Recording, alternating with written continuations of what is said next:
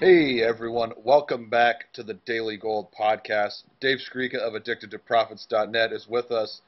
And Dave, I guess you survived the Hurricane Irene down there in the Bahamas, kind of similar to the way the gold stocks survived or have survived the weakness in the stock market. I got to tell you, looking at the gold stocks here, GDX, the large caps in particular, they are on the cusp of a major breakout, which I wrote about in my free weekly editorial. It just looks like a really, really good situation. Your thoughts? Yeah, I think that if you look at I'm watching more like the HUI, but basically the same thing, large cap gold stocks. I think that they're really going to start to outperform gold now. You look at the stock market, the S&P is kind of broken out of a short-term base, which is helping gold stocks because a really weak stock market over in July and early August kind of held them back a bit. And so I think if the market continues to rally, which I think it might over the next few weeks or months, that will help the gold stocks. And I think that once you get through the 600 to 610 resistance level on the HUI, which is essentially the all-time highs, you look at the big consolidation that's gone on for essentially the past 10 months, that thing can really break out and make a charge of 700 or 800. And 700 to 800 on the HUI would be a more proper valuation with roughly $1,800 gold. Yeah, and let's kind of think long term, Dave, because I think, obviously this is a bull market, so breakouts are normal. I think we really need to help our listeners understand the magnitude of this breakout. Now, if you look at a lot of large cap indices, that is, of the large cap gold stocks, you look at the Barron's Gold Mining Index, the XAU.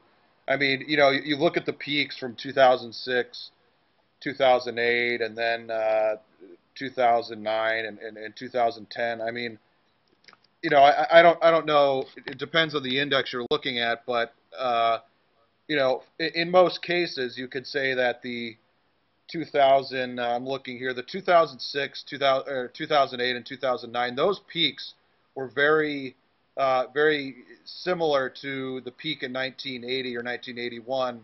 And, you look at the HUI or the GDX, it broke out to new all-time highs at the end of 2010. But as you said, it's been in a 10-month consolidation. I mean, this next breakout, after this next breakout, I really think we're going to start to see a runaway type move. I mean, we're 11 years into this bull market as far as the equities, and I don't think this thing is going to last 25 years. I could be wrong, but we're getting closer to that point where you really should start to expect the masses or the mainstream to kind of slowly pile in. I mean, I just think this is a really, really opportune time for the gold and silver equity. Yeah, and I think again, you look at the market, even if you can see, I still think this could be a bear market rally where we go to the old support levels, which roughly 12,000 on the Dow, or 1260, 1270 on the S&P. And we go to those, and then we kind of roll over again. And if that happens, combined with gold stocks breaking out to new all-time highs, I think that in itself attracts a lot of capital. It attracts capital from momentum-based hedge funds who, will jump in. But more so, I think it attracts capital from the retail people who will see that this is the only sector that's acting very well and maybe finally wake up. You're seeing people starting to talk more about gold. Dennis Gartman has a stupid story recently where he sold some of his gold or half his gold in early August because some cab driver said that he was thinking about selling some stocks and buying gold. But again, that's the whole point.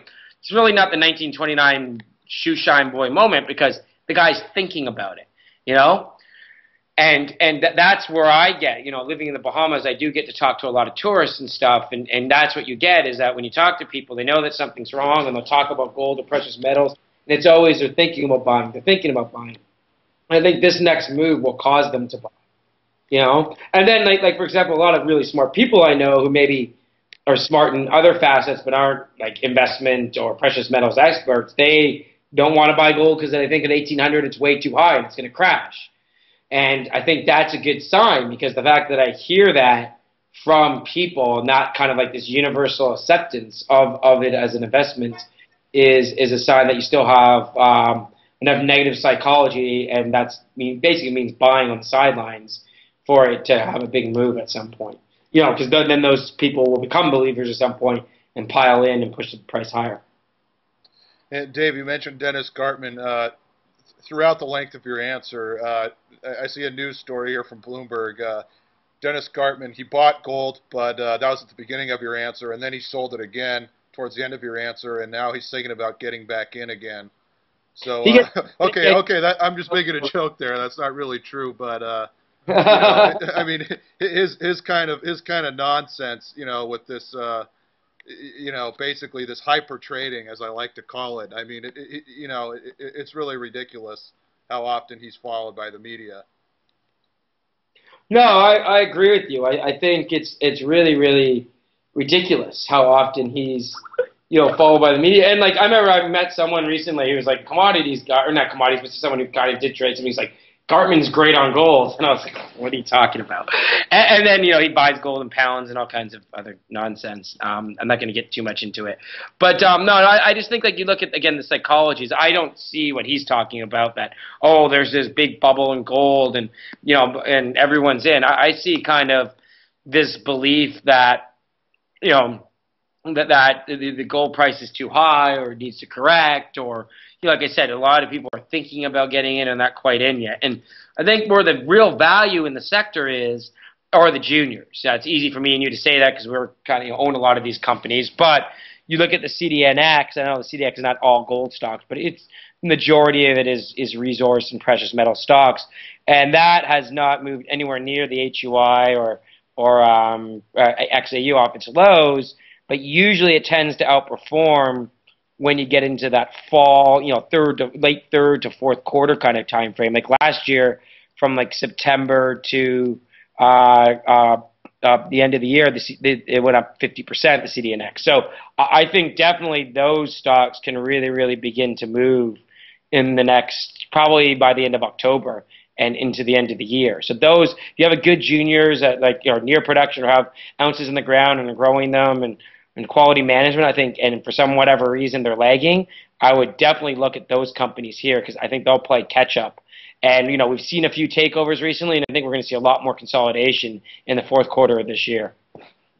That's great that you mentioned consolidation because I wanted to make a comment on that. I want to make a comment on consolidation, and then I want to get back to gold, the metal. But first on the consolidation, we've talked about this before, Dave, but if you look the last couple years, the large cap stocks have not performed very well. I mean, up in the last couple of months, they've started to perform much better. But if you go back to the middle of 2009 to May or June of 2011, a lot of the large cap stocks just they went sideways. They didn't do anything. And in that time, there were a lot of mid tiers and larger juniors and smaller juniors that had really strong runs off the bottom there. And I think that's a reason. If you're a large company and you're seeing all these small stocks that are they're potential companies for acquisition, their share prices are rising rapidly, and then your share price isn't doing much. I mean, you're not going to want to make the acquisition. But in the last couple of months, I think we're seeing a sea change.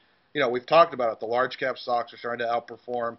They're close to a major breakout. So I think, we could see them have a very strong move for, a month or two before it filters down to the smaller guys. And then, relatively speaking, the larger companies